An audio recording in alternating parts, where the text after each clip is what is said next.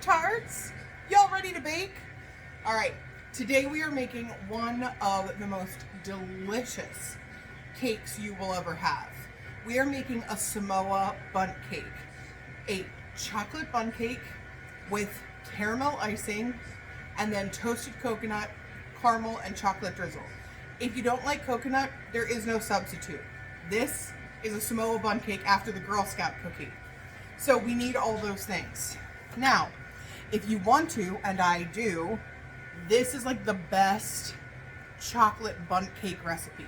So you can always take from this and just use the cake recipe on its own for other toppings. It's delicious. 2 cups of brown sugar, 1 stick of butter. Get those moving and grooving.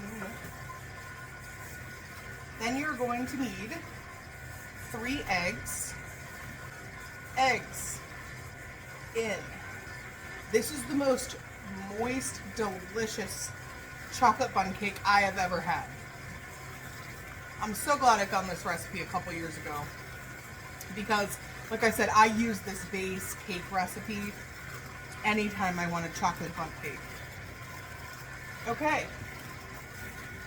1 teaspoon of baking soda, half a teaspoon of salt.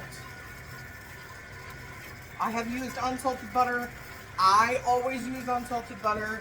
If you only use salted butter, just omit the salt. 1 teaspoon of vanilla extract. Then 1.5 cups of semi-sweet chocolate, melted. Do it slowly and stir it often so that the chocolate doesn't seize up on you. And then just let it cool down a little. Just enough to be able to get it in. And this, I think, is one of the things that makes it so good. We're not using cocoa powder. We're using chocolate. I know people are going to ask, well, what if I want to do dark chocolate? Yeah, I don't see why that would be an issue. Go for it.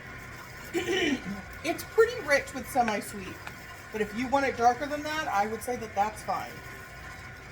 Mix it in. You want to make sure you put in your chocolate before your flour or the other ingredients to come because you really want it to mix with the butter and the sugar and get that nice base, chocolatey and delicious.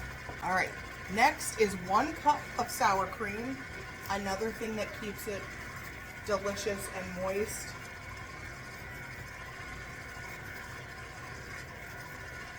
Most bundt cakes have sour cream, but this one is just next level.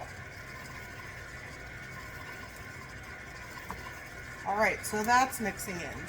Now we need 2 cups of all-purpose flour, and we can go right in with that. You're gonna have this nice, fluffy, beautiful batter, and we have one more ingredient, which is 1 cup of hot water. And that should be the last thing that you put in. So this is very similar to the regular chocolate cake recipe that I make. You can use hot water or hot coffee, and I use hot coffee.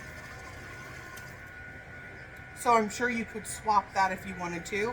I just use water for this though, because there are so many other flavors. I'm not just doing the chocolate cake.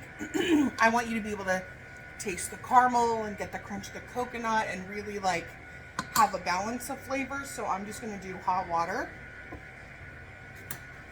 So let me grab that. This, you're going to see it's going to make it really glossy. It's obviously going to thin the batter out.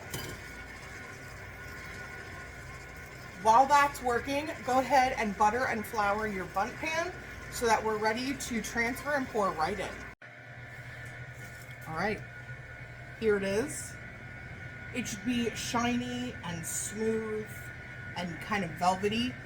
Bake this in a preheated 350-degree oven for 55 minutes to start. You may need to go a little bit longer. If your oven tends to run hot like mine, start with 50 minutes. Check in the center, not too close to the core or the edge, but down in the center where it's going to be the deepest. It should come up clean. If it has a couple moist crumbs, that's perfectly fine. We're gonna let this cool in the pan for 30 minutes, and then we're going to flip it out. In the meantime, you can make your caramel frosting. I just make my vanilla, like American buttercream, and use a caramel emulsion, or you could use an extract. Those recipes are in my playlist.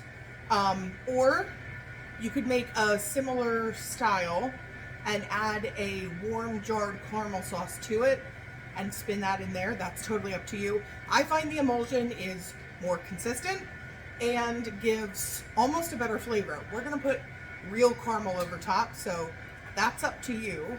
But I'll drop the recipe that I would use for my buttercream. More things are done with caramel right here for you. We're back. It has been a day. Here we are. Cake is cool. It is frosted. And I know what you're thinking. It's messy. It's crummy. It's not perfect. And I'm here to tell you something. It's okay. It's okay. It's cake. Sorry. That was my husband. It's cake. And it's okay if it's crummy with the icing on it, because we're gonna cover the icing in toasted coconut. So just take some sweetened coconut flakes, put them on a sheet tray, toast them in the oven, 350. I start with 10 minutes, then I kind of like move them around so that not just like the top gets toasted, and then go a little bit more, but stand by them because you don't want to burn it. So our caramel icing's on. I ice all the way down in the center. That's right. This icing everywhere. Okay. So toasted coconut. And you are just going to press this onto the cake all the way around. And I will show you what it looks like when it's all done.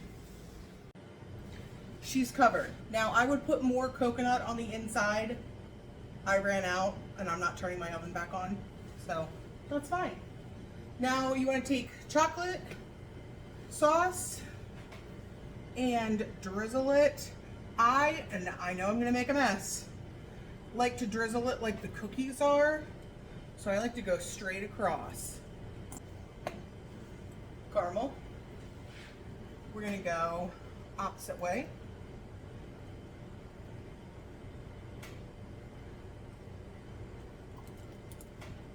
That one is gorgeous.